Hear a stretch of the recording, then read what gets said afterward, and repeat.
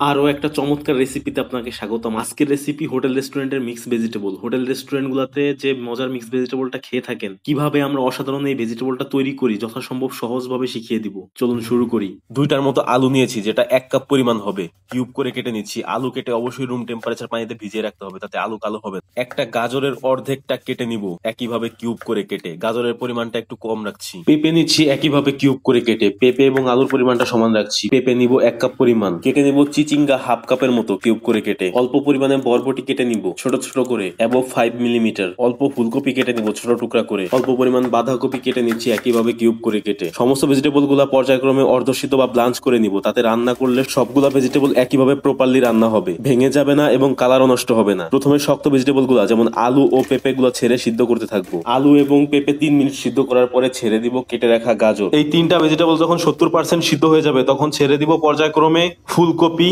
চিচিঙ্গা, বরবটি এবং বাঁধাকপি।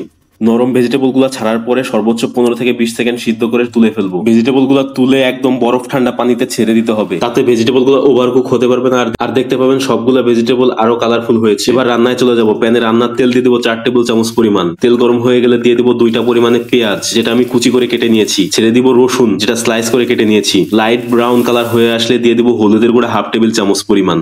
দিয়ে দিব জিরার গুঁড়া ½ টেবিল চামচ পরিমাণ, লবণ স্বাদ মতো। এবার হাফ সিদ্ধ বা ব্লাঞ্চ করা ভেজিটেবল গুলা ছেড়ে দিব। ছেড়ে দিয়ে একটু সামান্য কষিয়ে নিয়ে দিয়ে দিব হাফ কাপের মতো পানি। কিছু কাঁচামরিচ দিয়ে দিব, যেটা স্লাইস করে কেটে নিয়েছি। 5-6 মিনিট রান্না করে নিচ্ছি। মিক্স ভেজিটেবলটা তৈরি।